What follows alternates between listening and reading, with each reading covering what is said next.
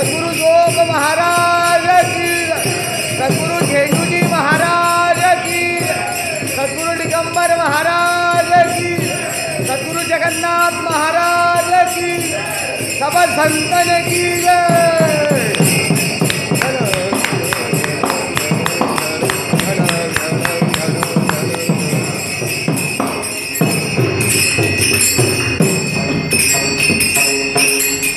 समचरण दृष्टी विटेवरी साजरी, तेथे माझी हरी वृत्ती राहो, आणि कन लगे माईक पदार्थ, तेथे माझे आर्त नको देवा। ब्रह्मादिक पदे दुःखाची शिराणी, तेथे माझे चित्त जडोदेशी, आणि नको माईक पदार्थ, तेथे माझे आर्त नको देवा। तुका म्हणे त्याचे कडले आम्हा वर्म, जे जे कर्मधर्म नाशिवंत, आणि कन लगे माईक पदार्थ, तेथे माझे आर्त नको देवा। पांडुरंगा करू प्रथम, पांडुरंगा करू प्रथम नमन, दुसरे चरण संताची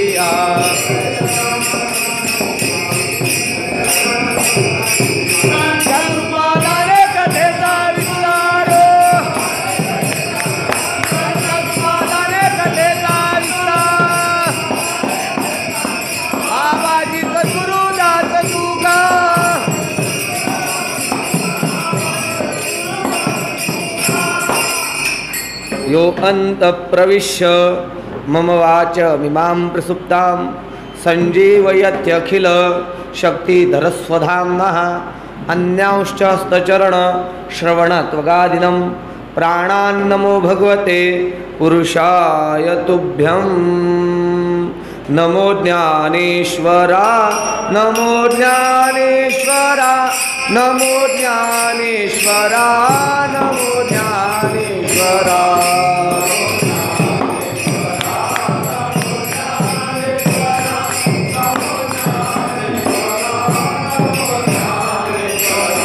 नमो ज्ञानेश्वरा, नमो ज्ञानेश्वरा, नमो ज्ञानेश्वरा, नमो ज्ञानेश्वरा।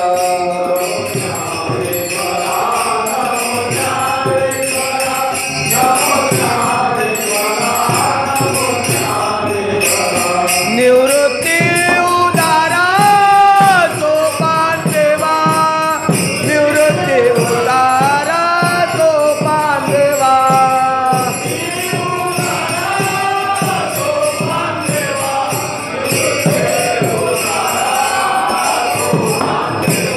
मुक्ताबाई नमो त्रिभुवन पावनी, मुक्ताबाई नमो त्रिभुवन पावनी, मुक्ताबाई नमो त्रिभुवन पावनी, मुक्ताबाई नमो त्रिभुवन पावनी।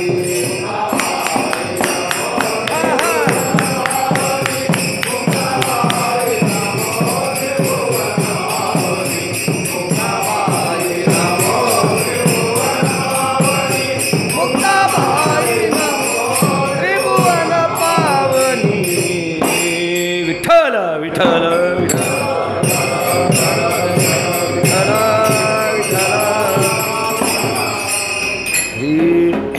समचरण दृष्टी विटेवरी साजरी, तेथे माझे हरी वृत्ती राहो, आणि कन लगे माईक पदार्थ, तेथे माझे आर्त नको देवा।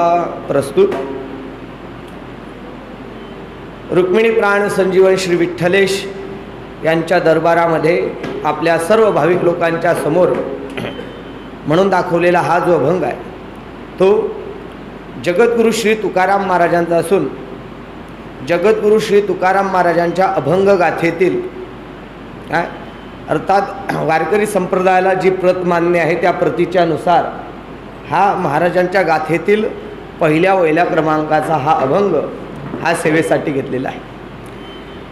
जर तुम्ही देहूकरांचा फड पाहिला तर देहूकरांच्या फडाच्या नियमाप्रमाणे त्यांच्या सप्ताहाची सुरुवात या अभंगाच्या कीर्तनाच्या माध्यमातून होत असते। म्हणजे कीर्तनकार कोणीही असो, पहिल्या दिवसाचा अभंग समचरण दृष्टी विटेवरी साजरी तेथे माझे हरी वृत्ती राहो. म्हणजे या अभंगातून आपल्या अखंड हरिनाम सप्त्याला ही सुरुवात होत असते आणि त्या अनुषंगाला धरून हा महाराजांचा पहिल्या क्रमांकाचा अभंग गाथेतील पहिल्या क्रमांकाचा हा जो अभंग आहे तो कीर्तनरूपी सेवेसाठी निवडलेला आहे. त्या पंख्यांचा आवाज जास्त होतो. विठ्ठल विठ्ठल विठ्ठल.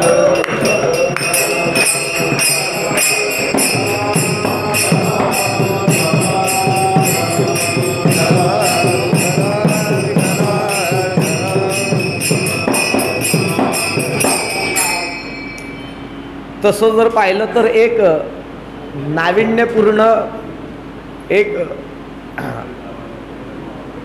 अद्भुतपूर्ण अशा स्वरूपाचा एक योगायोग जुळून आलेला आहे. आता 2 दिवसापूर्वी आपलं नवीन वर्ष सुरू झालं. आपलं सुरू झालं बरं का. हां,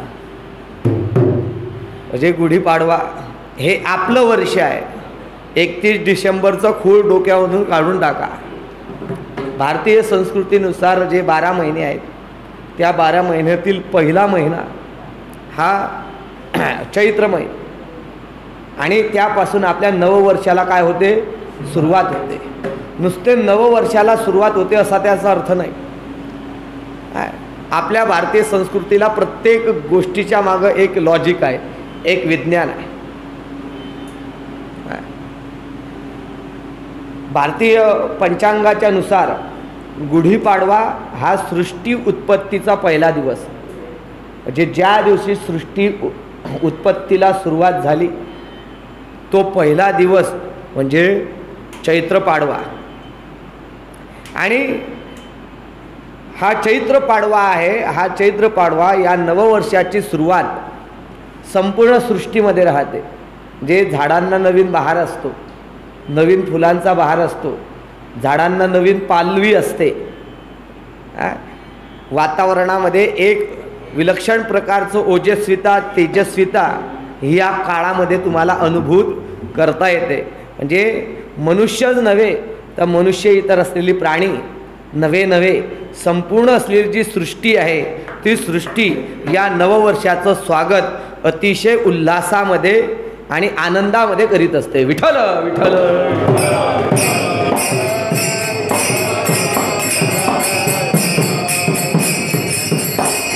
म्हणून 31 डिसेंबर हा आपला पहिला दिवस नाही.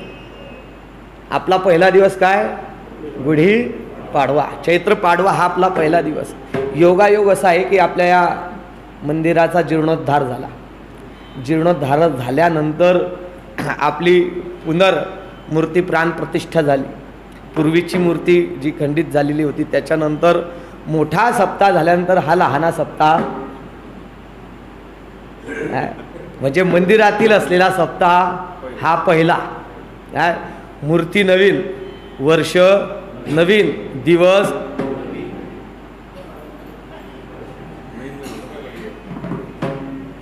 वर्षाचाही नवीनच दिवस.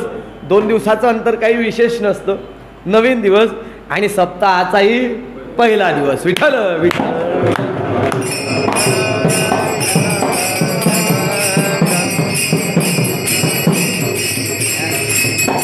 अतिशय प्रसन्न वातावरण आहे. आल्यानंतर अतिशय प्रसन्नता, भव्यता आणि दिव्यता जी आहे ती या वातावरणाला पाहिल्यानंतर अनुभूत होते. म्हणजे ही वरपरंग स्थिती नाही, स्तुती नाही, खरोखर तशी अनुभूती चित्ताला मनाला प्रासादिकामध्ये आल्यानंतर ही व्हायला पाहिजे आणि ती या ठिकाणी अनुभूत होते. हे त्यातल्या त्यात विशेष आहे. विठ्ठल विठ्ठल.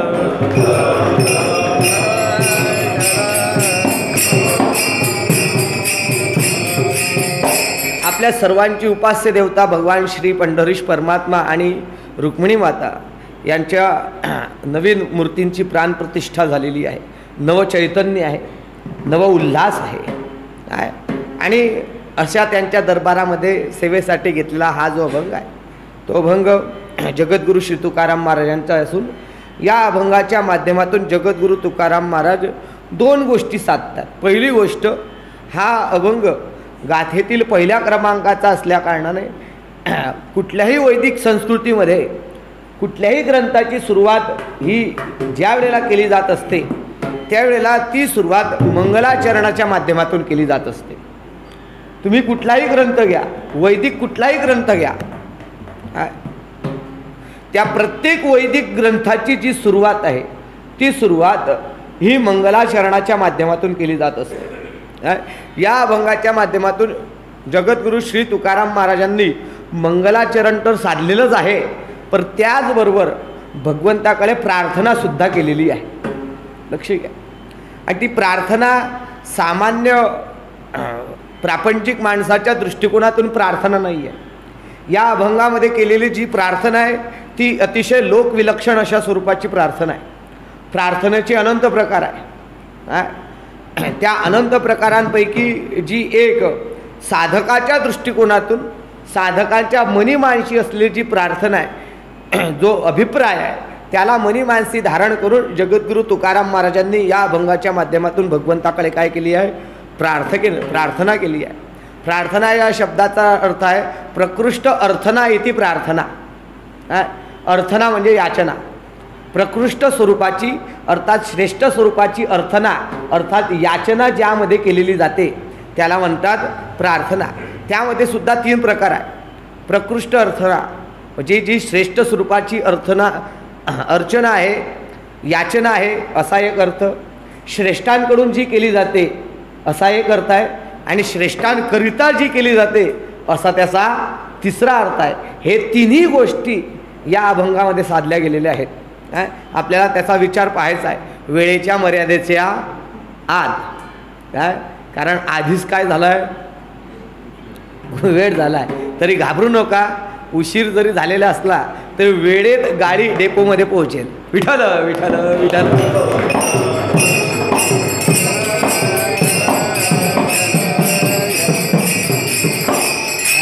म्हणून प्रकृष्ट असलेली जी अर्थना अर्थात याचना जिला प्रार्थना म्हटली जाते ती प्रार्थना महाराजांनी या अभंगामध्ये केलेली आहे.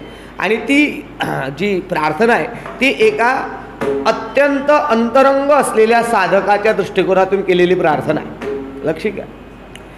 काय प्रार्थना आहे? समचरण दृष्टी विटेवरी साजिरी तेथे माझी हरी वृत्ती राहो. हे हरी माझी वृत्ती त्या ठिकाणी राहो. कोणत्या ठिकाणी? तर जे समचरण आहे आणि ज्यांची समदृष्टी आहे, म्हणजे ज्यांच्या चरणाची स्थिती सम आहे आणि ज्यांची दृष्टी सम आहे अशा असलेल्या तुझ्या स्वरूपाच्या ठिकाणी माझी वृत्ती काय राहो? स्थिर राहो. का स्थिर राहो? कारण वृत्तीचा एक स्वभाव आहे, ती सदा चंचल राहते.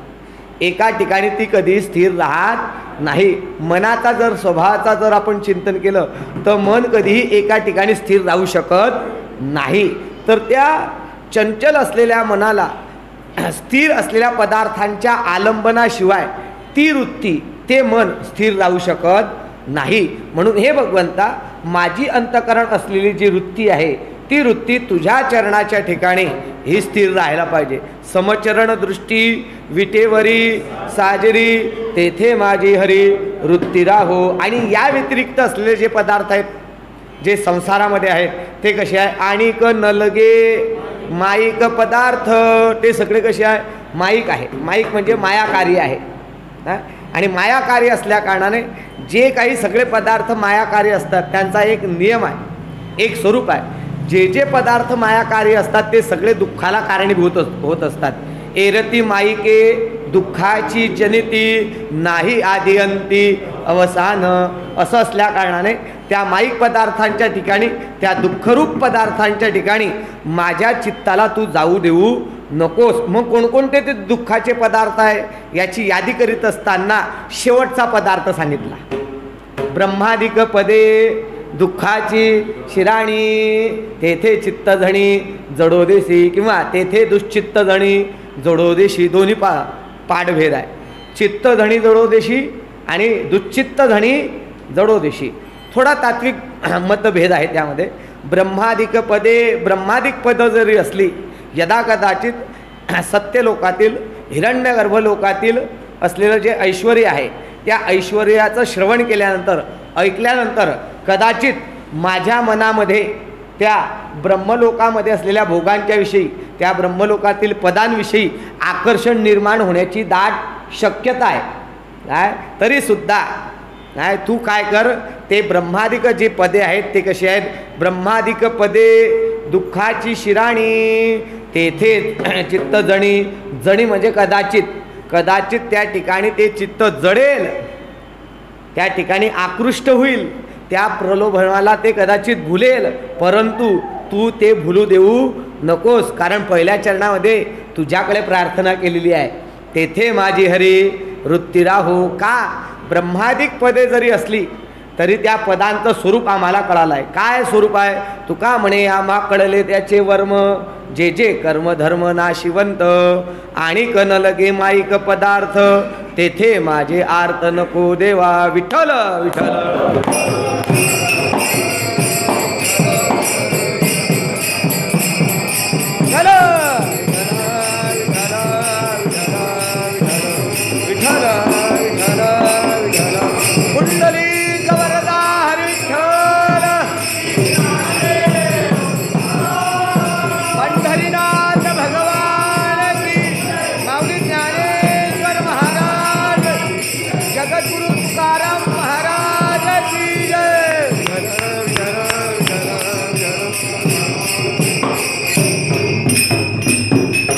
अभंगाचा थोडक्यात का होईना भावार्थ आपल्यासमोर प्रगट केलेला आहे. म्हणजे दुसऱ्या शब्दात जर सांगायचं ठरलं तर ठळक बातम्या झालेल्या आहे. ठळक बातम्या ज्याला म्हणतात, ब्रेकिंग न्यूज ज्याला म्हणतात, त्या ठळक बातम्या झाल्या. आता उर्वरित काळामध्ये या अभंगाचं वेळेच्या आज जसं चिंतन होईल तसं हरिगुरु कृपेने करण्याचा प्रयत्न करूया. विठ्ठल विठ्ठल.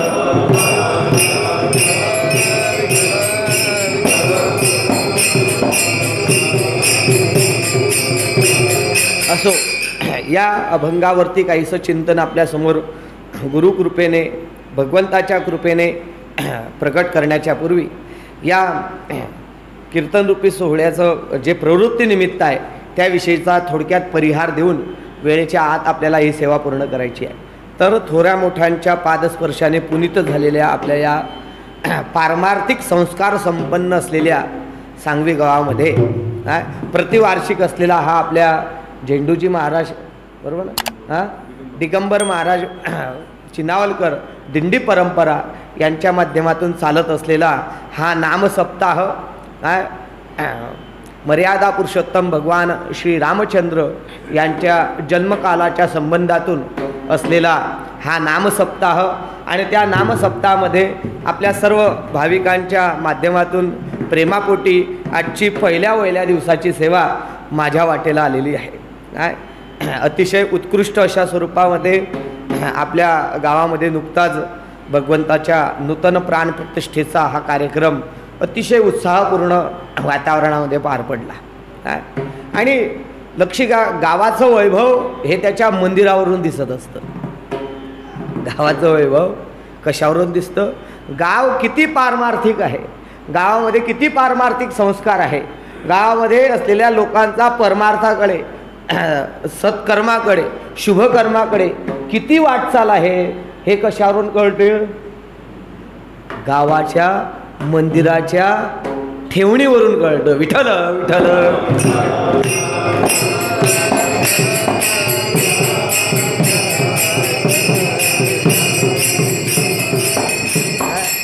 नाही तर आता आमचं फिरणंच काम आहे काय, त्याच्याबद्दल काही वाद नाही. काही ठिकाणी असा अनुभव येतो काय, किशोर भाऊ, असा अनुभव येतो की ती आणतात ती गादी वगैरे, ती गादी टाकतात तर त्याच्यावरती जी चादर असते त्या चादरीला 12 वर्षे झाले पाणी लागलेलं नसतं. त्याच्यावरती जी चादर टाकली जाते जे, आणि त्या मंदिरामध्ये जे उत्साह, जे ओजस्विता, जी तेजोवलयता, जी काही एक सकारात्मक वातावरणाची जी स्पंदन आहे, काय लक्ष घ्या, ही जी स्पंदनं आहेत ती स्पंदनं ज्या ठिकाणी कुठलं तरी सत्कार्य असतं, शुभकार्य असतं त्या ठिकाणी अनुभूत होत असतात. उदाहरणार्थ जर तुम्ही आळंदीला गेलात माऊलींच्या समाधीचं दर्शन घेतलं तर तुम्हाला त्या स्पंदनांची अनुभूती झाल्याशिवाय राहणार नाही. पंढरपूरला गेलात त्या ठिकाणी होईल, देहूला गेलात जगद्गुरू श्री तुकाराम महाराजांचं दर्शन घेत असताना त्याची अनुभूती झाल्याशिवाय राहणार नाही. हे कशाचं सामर्थ्य आहे? हे सामर्थ्य त्या ठिकाणी असलेल्या पारमार्थिक संस्कारांचं सामर्थ्य आहे. विठ्ठल विठ्ठल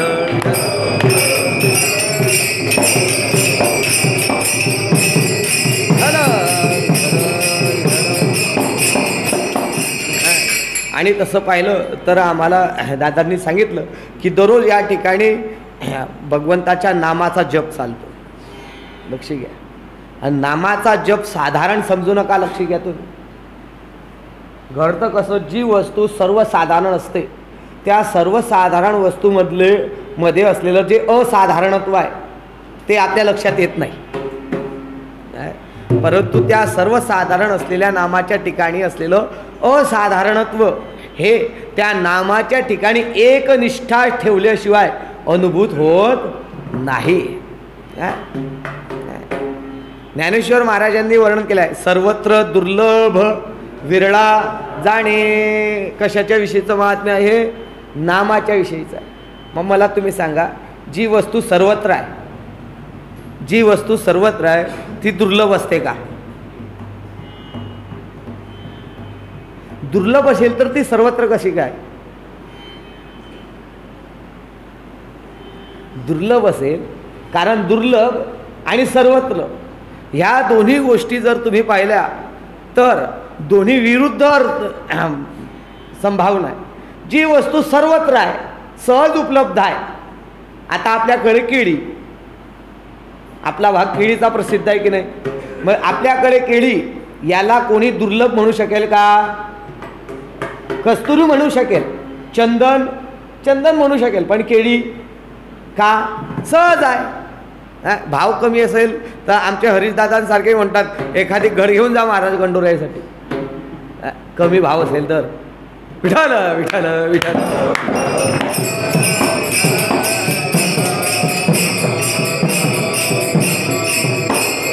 माझा मुद्दा तुम्ही नीट लक्षपूर्वक ऐका. सर्वत्र जी वस्तू असते त्या वस्तूच्या ठिकाणी दुर्लभत्व संभवत नाही, आणि जी वस्तू दुर्लभ असते ती कधी सर्वत्र राहत नाही. मग सर्वत्र दुर्लभ विरळा जाणे याचाच अर्थ असा आहे की नाम हे सर्वत्र आहे. गगनाहुनी वाढ नाम आहे, सुलभ आहे, साधारण आहे, परंतु त्यामध्ये असाधारणत्व जे लपलेलं आहे ते लपलेलं असाधारणत्व ज्याला कळतं तो दुर्लभ आहे. विठ्ठल विठ्ठल.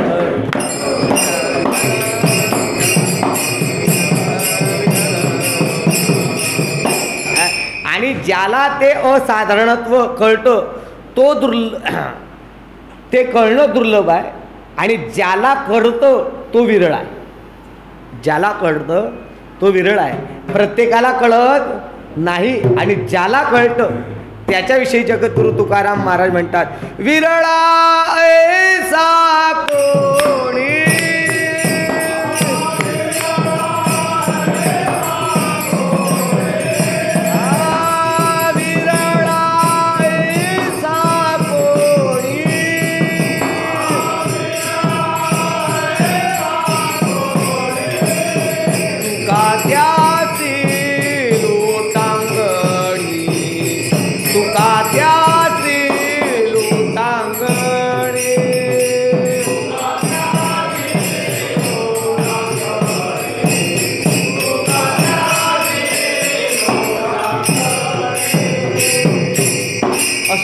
सांगण्याचं तात्पर्य एवढंच की जो नाम जप चालतो त्या नामाच्या ठिकाणी अलौकिक शक्ती ही लपलेली आहे. लक्ष घ्या. म्हणून त्या नामजपाचं सामर्थ्य त्या प्रासादामध्ये, त्या मंदिरामध्ये, त्या ठिकाणी असलेल्या सात्विक ऊर्जेमध्ये त्याचं रूपांतर हे होत असतं. असो, म्हणून अशा रीतीने आजचा हा पहिला दिवस असल्या कारणाने गाथेतील हा पहिला अभंग चिंतनासाठी घेतलेला आहे. या अभंगाच्या माध्यमातून जगद्गुरू श्री तुकाराम महाराज मंगलाचरण करतात. मंगलाचरण याचा अर्थ असा आहे की कुठलाही वैदिक ग्रंथ घ्या, त्या वैदिक ग्रंथाची सुरुवात ही मंगलाचरणाने होत असते. त्या मंगलाचरणामध्ये सुद्धा प्रकार आहेत. काही शब्दांमध्ये सहज मंगल आहे, काही शब्दांमध्ये म्हणजे त्यांच्या उच्चारणामध्ये मांगल्य आहे. कोणते दोन शब्द आहे? ओम हा शब्द आहे आणि अथ हा शब्द आहे. या दोन शब्दांच्या ठिकाणी स्वाभाविक मंगलता आहे. त्याचं कारण आहे, सृष्टीच्या आरंभी ब्रह्मदेवाच्या मुखातून पहिले दोन शब्द जर कोणते पडले असतील बाहेर तर ते हे आहेत. ओंकार अथ शब्दश्च द्वावितो ब्रह्मण पुरः कंठम भित्वा विनिर्यातो तस्मात् मंगलका उभो विठ्ठल विठ्ठल विठ्ठल.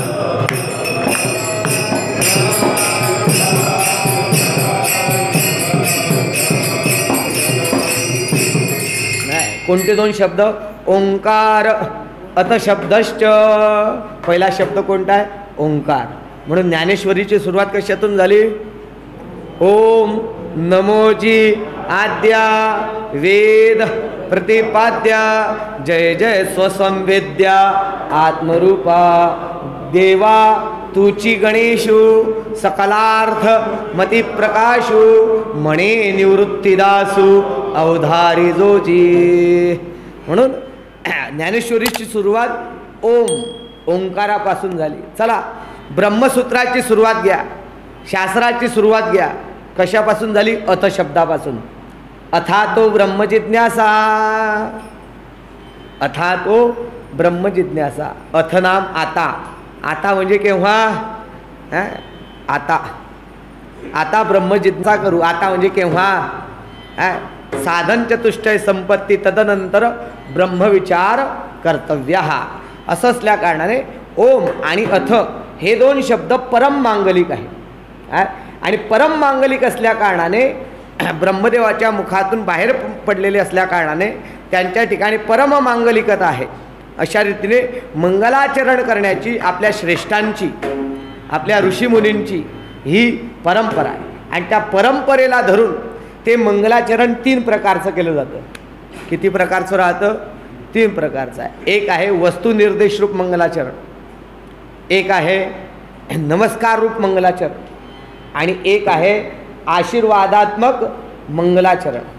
वस्तुनिर्देश रूप मंगलाचरण म्हणजे काय? वस्तुनाम परमात्मा.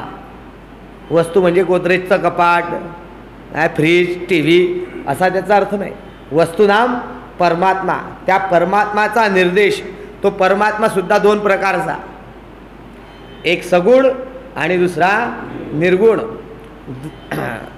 देवो ब्राह्मणो रूपो मूर्तंच अमूर्तंच. देवाची 2 रूप आहे, एक मूर्त आणि दुसरं अमूर्त. मूर्त म्हणजे काय? सगुण रूप. आणि अमूर्त म्हणजे काय? निर्गुण रूप. ज्यामध्ये भगवंताच्या सगुण स्वरूपाचं किंवा निर्गुण स्वरूपाचं वर्णन केलेलं असतं त्याला म्हणतात वस्तुनिर्देश रूप मंगलाचरण.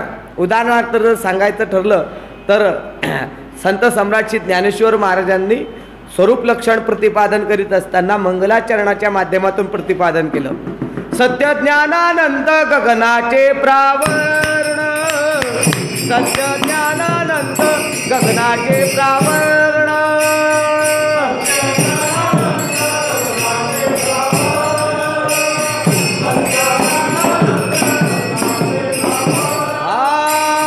सत्य ज्ञानानंद गगनाचे प्रावरण.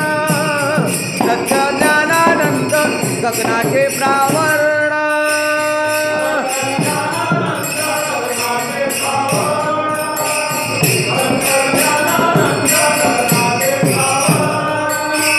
नाही रूप वर्ण गुण जेथे. नाही रूप वर्ण गुण जेथे. तुहारे श्री हरी पाहिला डोळे भरी. तुहारे श्री हरी पाहिला डोळे भरी. नाही रूप वर्ण गुण जेथे.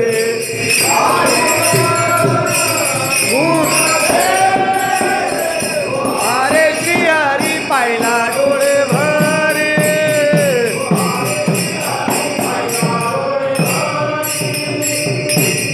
हे त्या परमात्म्याचं वर्णन आहे. पण कोणत्या परमात्म्याचं वर्णन आहे? निर्गुण निराकार असलेल्या परमात्म्याचं वर्णन आहे. याला म्हणतात वस्तू निर्देश रूप मंगलाचरण.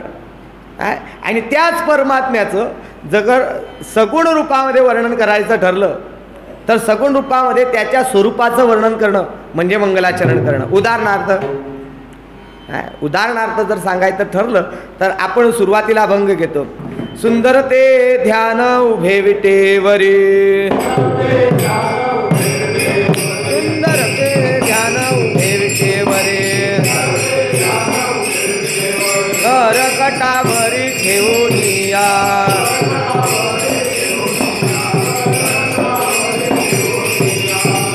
हे त्या परमात्म्याचं वर्णन आहे. पण कोणत्या परमात्म्याचं वर्णन आहे? निर्गुण आहे का? नाही, सगुण पण साकार स्वरूपाचं असलेलं भगवंताचं काय आहे? वर्णन आहे. काय हे झालं त्या परमात्म्याचं वस्तुनिर्देश रूप मंगलाचरणामध्ये दोन प्रकार. आता वस्तुनिर्देश रूप मंगलाचरण झाल्यानंतर दुसरं मंगलाचरण आहे नमस्कार रूप मंगलाचरण, ज्यामध्ये परमात्म्याला काय केलेला जातो? नमस्कार केला जातो.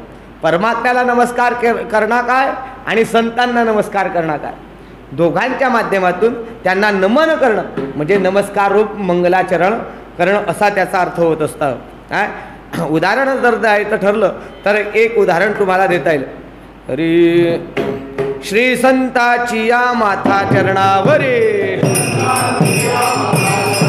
श्री संताची या माथा चरणावरी, साष्टांग करे दंडवत,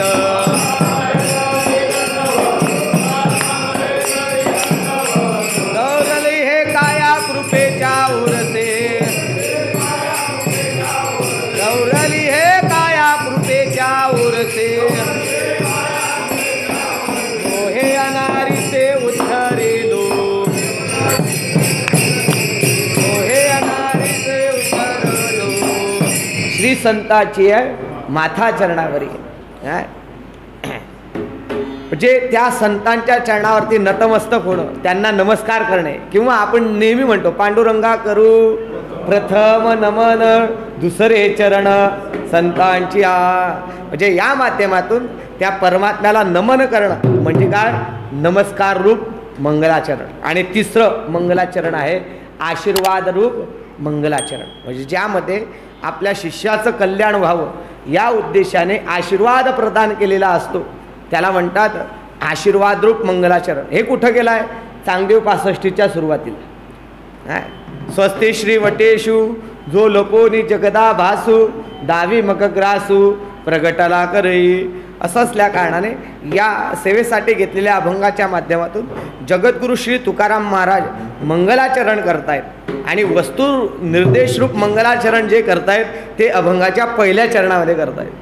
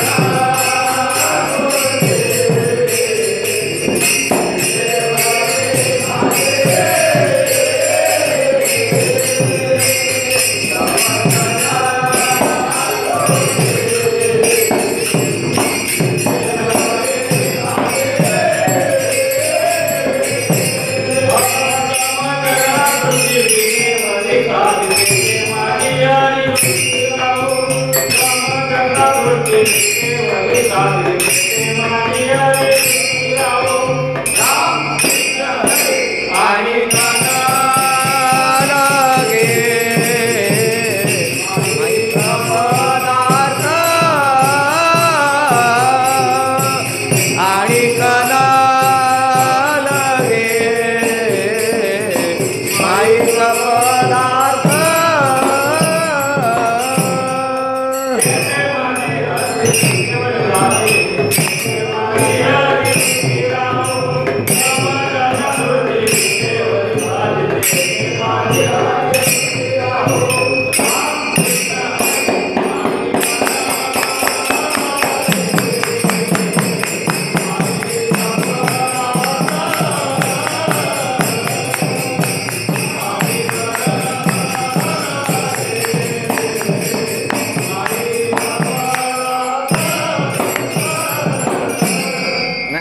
ज्याप्रमाणे जगद्गुरू तुकाराम महाराजांनी या अभंगाच्या माध्यमातून मंगलाचरण साधलेलं आहे, त्याचबरोबर जगद्गुरू श्री तुकाराम महाराजांनी या अभंगाच्या माध्यमातून भगवंताकडे एक उत्कृष्ट स्वरूपाची प्रार्थना केलेली आहे. प्रार्थनेचं स्वरूप हे फार भिन्न असतं, लक्ष घ्या. आणि प्रार्थना याची शक्तीसुद्धा विलक्षण स्वरूपाची असते. प्रार्थना जी केली जात असते ते व्यक्तिगत हितासाठी केली जाणारी प्रार्थना वेगळी, समष्टीच्या हितासाठी केली जाणारी प्रार्थना वेगळी, एका व्यक्तीने केलेली प्रार्थना वेगळी आणि समुदायाने केलेली प्रार्थना वेगळी. व्यक्तीच्या अंतःकरणाच्या योग्यतेवरून व्यक्तींच्या द्वारा प्रार्थना ही केली जात असते. ज्याची ज्या प्रकारची प्रार्थना असते त्यानुसार त्याच्या अंतःकरणाची योग्यता ही सिद्ध होत असते. लक्ष घ्या. संतांनी केलेल्या ज्या सगळ्या प्रार्थना आहे त्या सगळ्या प्रार्थनांचं जर आपण चिंतन केलं तर संतांनी ज्या ज्या प्रार्थना केलेल्या आहे त्यामध्ये कुठंही व्यक्तिगत हितासाठी भगवंताकडे मागणी केलेली नाही. आणि याचं सर्वश्रेष्ठ उदाहरण जर द्यायचं ठरलं तर ते आहे पसायदान.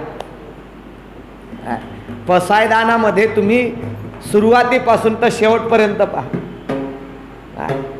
महाकैवल्य तेजनिधी संत सम्राट श्री ज्ञानेश्वर महाराजांनी जे पसायदान लिहिलेलं आहे ते पसायदान नुसतं पसायदान नसून ती काय आहे, विश्व स्वरूपाची असलेली विश्व प्रार्थना आहे.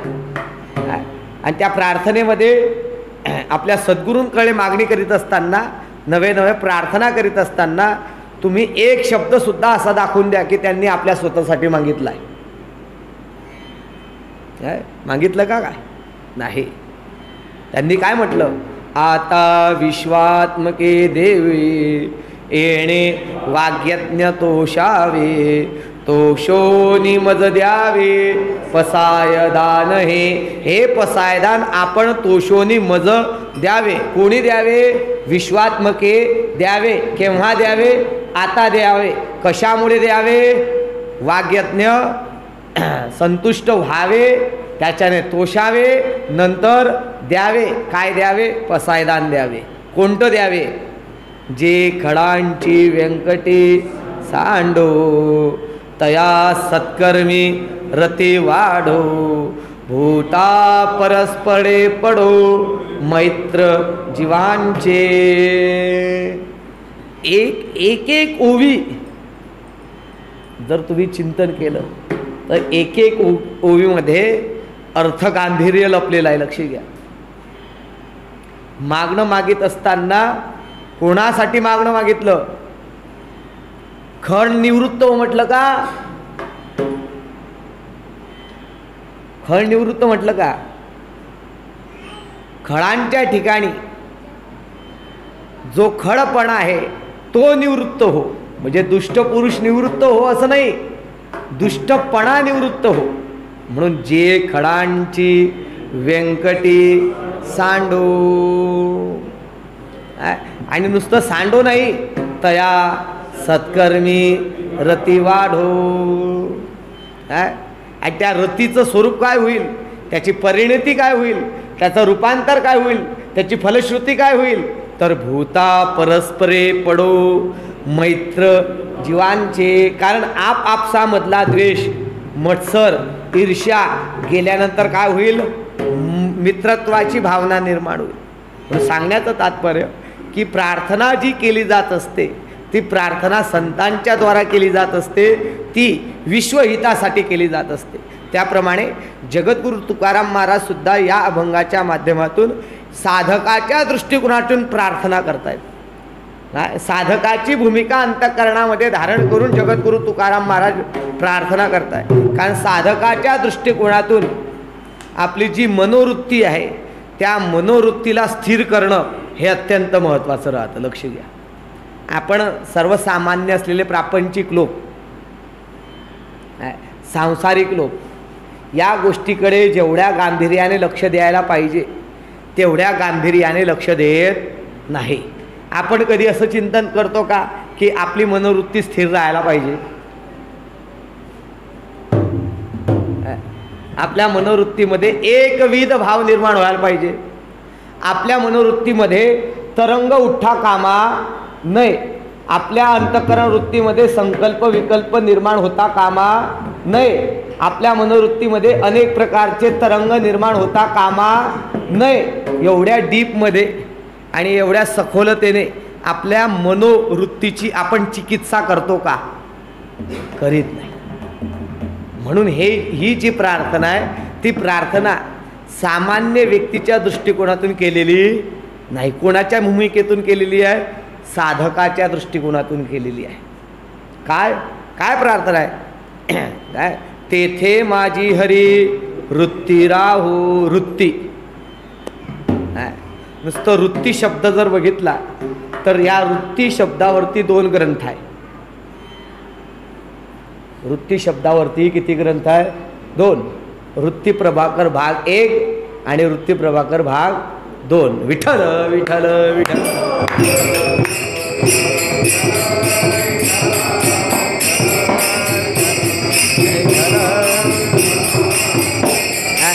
तो सगळा भाग मी काही तुम्हाला सांगत नाही, पण त्यातला फक्त एक लागू पुरता उतारा सांगतो. वृत्ती म्हणजे काय? अंतःकरणाचा किंवा अज्ञानाचा ज्ञानरूप असलेला प्रकाश जो पदार्थाच्या प्रकाशनासाठी हेतू असतो त्या प्रकाशाचं नाव काय आहे? वृत्ती. विठ्ठल. म्हणजे आपल्याला आत जे ज्ञान होतं ते ज्याच्यानं होतं त्याला म्हणतात अंतःकरण. आपल्याला सुख होतं की नाही? बोलत जा. सुख होतं की नाही? होतं. आपल्याला दुःख होतं की नाही? होतं. आपल्याला स्मृती ज्ञान होतं की नाही? आपल्या अंतःकरणामध्ये काम निर्माण होतो की नाही? आपल्या अंतःकरणामध्ये क्रोध निर्माण होतो की नाही? आपल्या अंतःकरणामध्ये मोह निर्माण होतो की नाही? आपल्या अंतःकरणामध्ये मत्सर निर्माण होतो की नाही? आपल्या अंतःकरणामध्ये द्वेष निर्माण होतो की नाही? आपल्या अंतःकरणामध्ये ईर्ष्या निर्माण होते की नाही? आपल्या अंतःकरणामध्ये असूया निर्माण होते की नाही? मग या सगळ्या गोष्टी ज्या आपल्या अंतःकरणामध्ये निर्माण होतात त्याचं ज्ञान कशाने होतं? कशाने होतं? ह्या गोष्टी बाहेर आहे का? सुख बाहेर आहे की आत आहे? सांगा. जे सुख आहे, बरं सुख होतं की नाही पहिल्यांदा हे गोष्ट सांगा. होत नाही कोणालाच. उत्तम प्रकारची बासुंदी पेल्यानंतर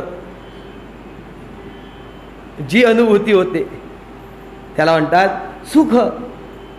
अनुकूल संवेदायानाम सुखः आणि प्रतिकूल संवेदायानाम दुःखः. विठ्ठल विठ्ठल.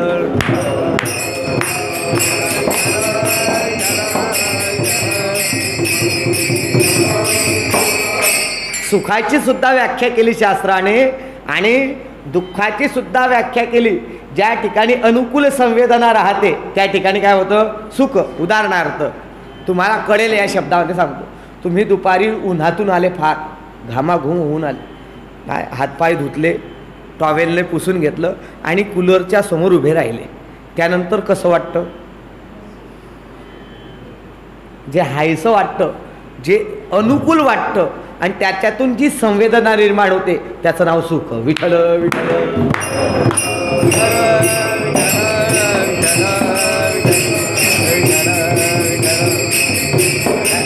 आणि दुसरी गोष्ट जी प्रतिकूलता आहे, जे भेटू नाही वाटतं, जे येऊ नाही वाटतं आणि ते येऊन आपल्या अंगावरती आदळलं, आपल्याला त्याचा भोग प्राप्त झाला, त्याच्यातून जी संवेदना निर्माण होते त्या संवेदनेचं नाव काय आहे? दुःख. आणि या सुखाला आणि दुःखाला भोगाची संज्ञा दिली. सुख दुःख साक्षात्कारो भोगा. हा भोग कशाला म्हटलं? सुखाचा साक्षात्कार होणे आणि दुःखाचा साक्षात्कार होणे. म्हणजे साक्षात्कार होणे म्हणजे काय? साक्षात तद आकाराकार वृत्ती होणे म्हणजे साक्षात्कार होणे. साक्षात तद आकाराला प्राप्त होणे असा त्याचा अर्थ नाही. लक्ष घ्या. देवाचा साक्षात्कार झाला, मग देवाचा साक्षात्कार झाला म्हणजे देवाच्या आकारासारखा 4 हात प्राप्त झाले का? नाही. देवाचा साक्षात्कार झाला याचा अर्थ देवाचं जे स्वरूप आहे त्या स्वरूपाकार अंतःकरणाची वृत्ती होणे म्हणजे देवाचा साक्षात्कार. विठ्ठल विठ्ठल.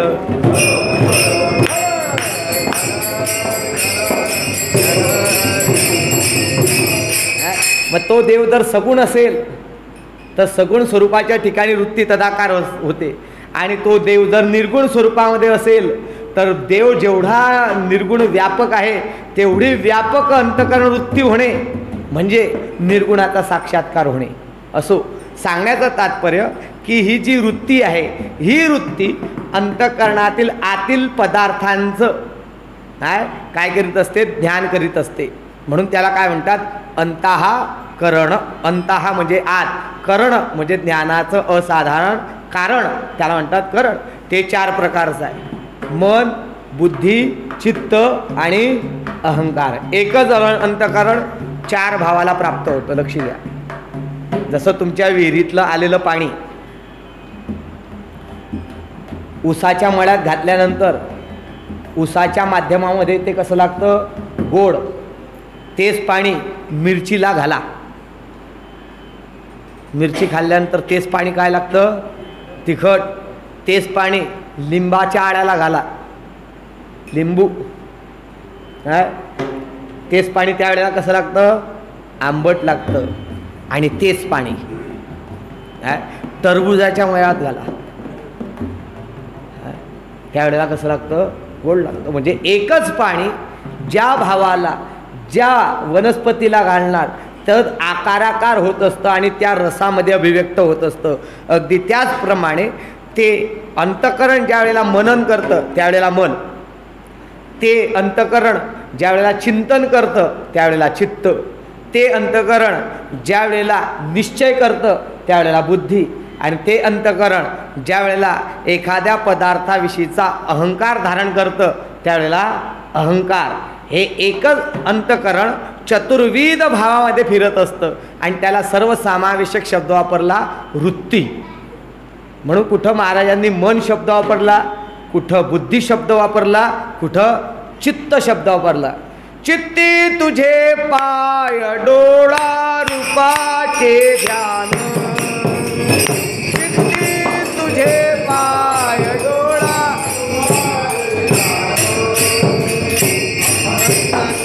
नाम तुमचे वर्णावे गुण, अखंड मुखी नाम तुमचे एक तुम्हा देवा मागणे दातारा, एक देवा तुम्हा मागणे दातारा.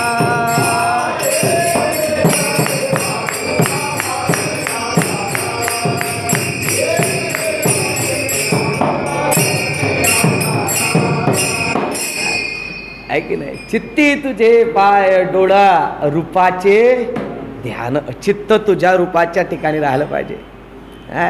किंवा माझे चित्त तुझे पायी राहे ऐसे करी काही, चतुरा तू शिरेवणी गुण लावण्याची खाणी. म्हणजे कुठं चित्ताला धरून म्हटलं, कुठं मनाला धरून म्हटलं. आता कुठे धावे मन तुमचे चरण देखलिया, कुठं मनाला धरून म्हटलं, कुठं बुद्धीला धरून म्हटलं, कुठं बुद्धीला म्हटलं. निश्चयाचे बळ तुका म्हणे तेचे फळ. जे एकच अंतःकरण जे आहे हे 4 भावामध्ये असल्या कारणाने इथं समावेशक शब्द वापरला वृत्ती. तेथे माझी हरी वृत्ती राहू. कारण ती जी वृत्ती आहे ती सारखी चंचल आहे. स्थिर राहते का वृत्ती? एका ठिकाणी ती स्थिर राहू शकत नाही, अवघड आहे. त्याप्रमाणे या मनाला एका ठिकाणी स्थिर करणं अवघड आहे.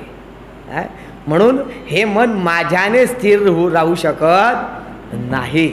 म्हणून प्रार्थना कोणाकडे करायची? देवाकडे. काय प्रार्थना करायची? तेथे माझी हरी वृत्ती राहो. तेथे म्हणजे कुठं? तेथे म्हणजे कुठं? कर समचरण दृष्टी विटेवरी साजे रे,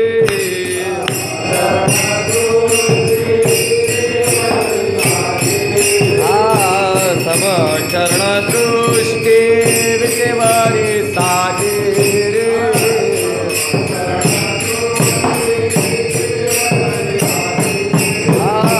तिथे माझी हरी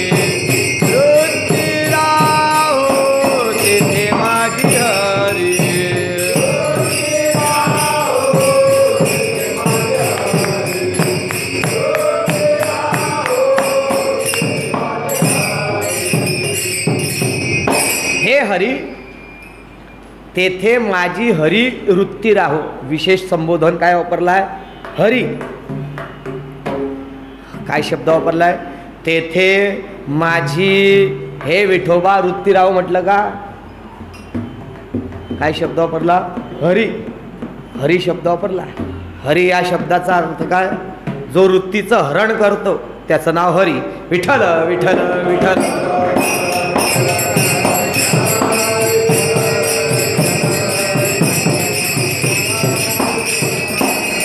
वृत्तीचं हरण करण्याचं सामर्थ्य ज्याच्या ठिकाणी आहे त्याचं नाव काय?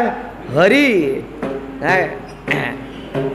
चित्त चोरीले नंदाच्या नंदने तुका म्हणे येणे गरुड ध्वजे.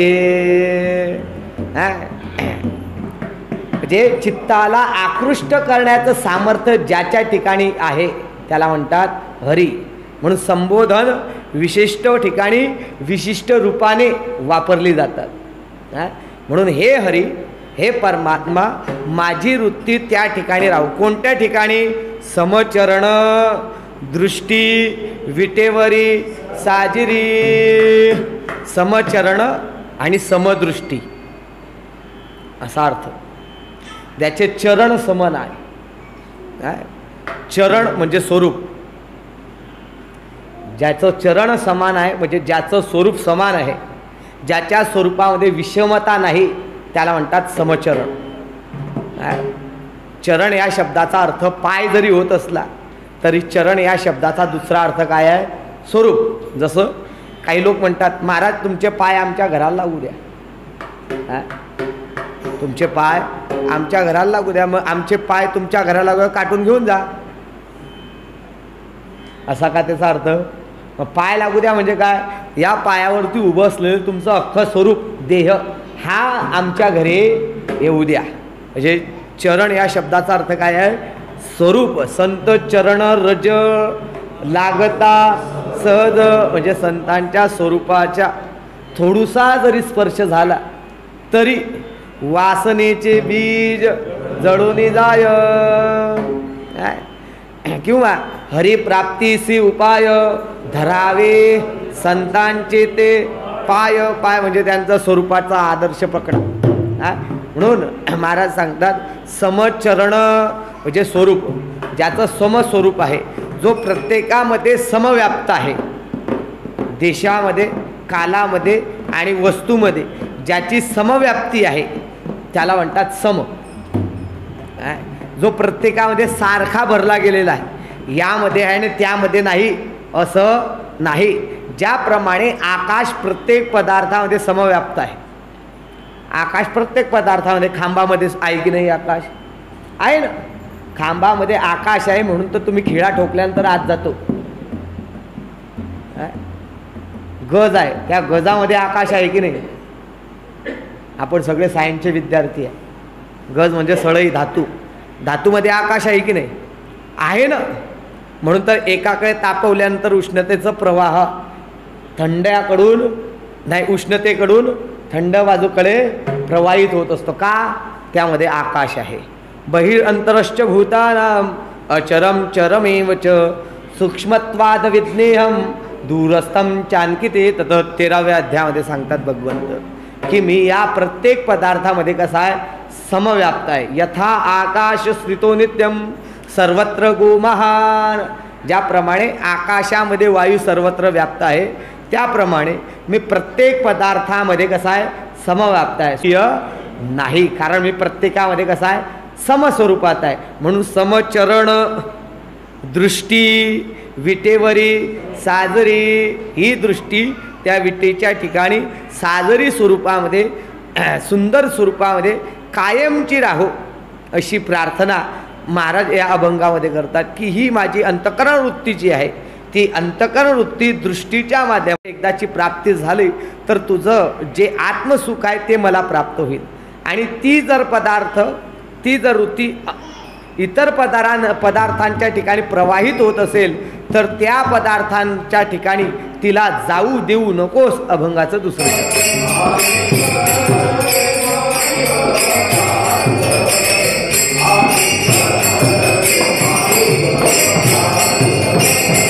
आणि कन लगे माईक पदार्थ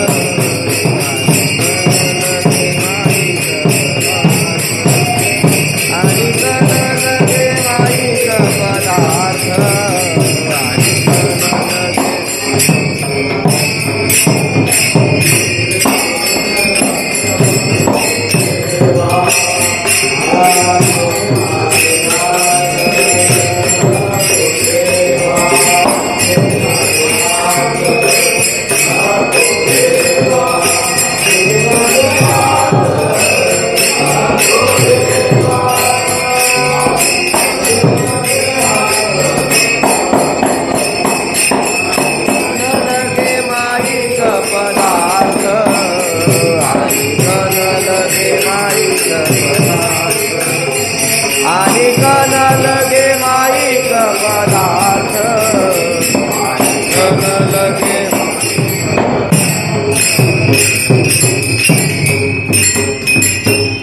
विठोबा रखुमाई जय जय विठोबा रखुमाई विठोबा रखुमा जय विठोबा रखुमा जय विठोबा रखुमा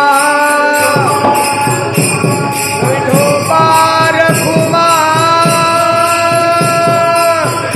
विठोबा रखुमाई विठोबा रखुमाई विठोबा रखुमा विठोबा रखुमा विठोबा रखुमा विठोबा रखुमा विठोबा रखुमा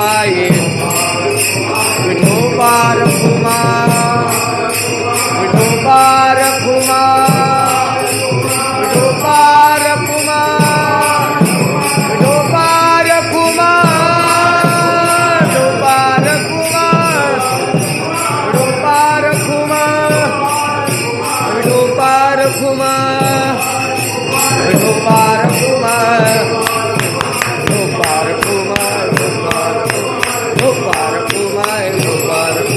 विठोबा रखुमा विठोबा रखुमा विठोबा रखुमा विठोबा रखुमा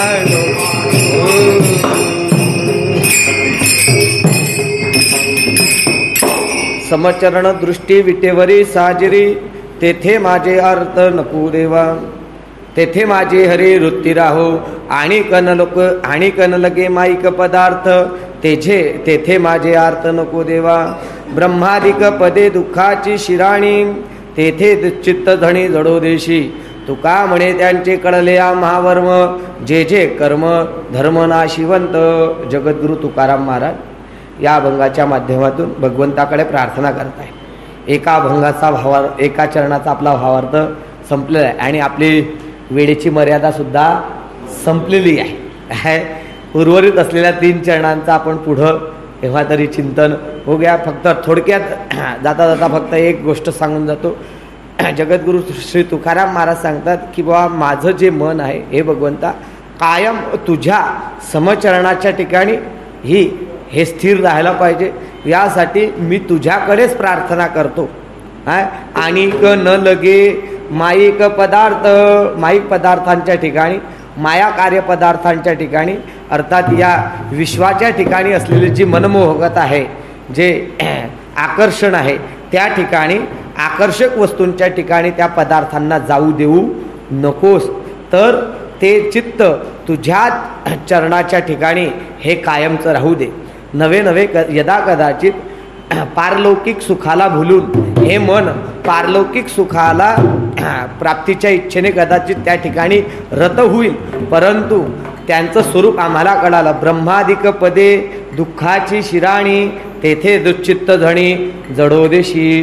त्या ठिकाणी सुद्धा या चित्ताला तू जाऊ देऊ नकोस. त्याचं कारण असं आहे की त्या ब्रह्मादिक पदे जरी असली, जरी त्या ठिकाणी सुखानुभूती असली, तरी दुःखाचं बीज हे मात्र कायम आहे.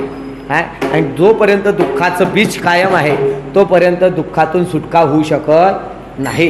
म्हणून जगद्गुरु तुकाराम महाराज म्हणतात की आम्हाला त्या ब्रह्मादिक पदांचं, त्या इंद्रादिक पदांचं काय आहे, वर्म जे आहे ते कळालं. काय वर्म आहे? जे जे कर्म धर्म नाशिवंत, अर्थात कर्मजन्य धर्म, धर्मजन्य पुण्य आणि पुण्यजन्य असलेला जो लोकांतर, तो लोकांतर हा सुद्धा जोपर्यंत पुण्य आहे तोपर्यंत त्या ठिकाणचं सुख हे उपलब्ध राहतं, तोपर्यंतच भोगायला मिळतं. एकदा का पुण्य संपलं की क्षिणे पुण्य मर्त लोकम विशंती, या नियमाप्रमाणे पुन्हा त्याला या मृत्यूलोकामध्ये जन्म धारण करावा लागतो. म्हणून त्याचं वर्म आम्हाला कळालं. काय वर्म?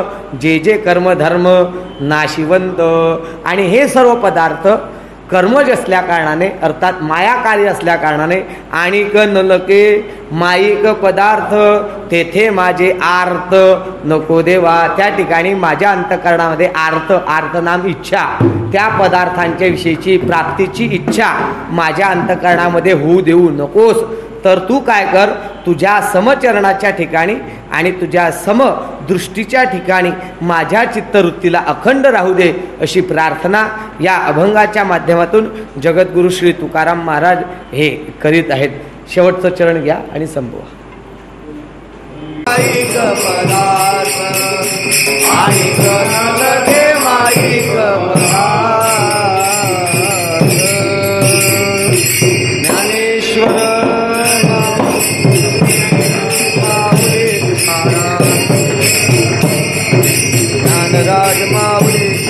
ज्ञानेश्वर माऊली, ज्ञानराज माऊली तुकाराम माऊली, ज्ञानेश्वर ज्ञानेश्वर ज्ञानेश्वर माऊली, ज्ञानराज माऊली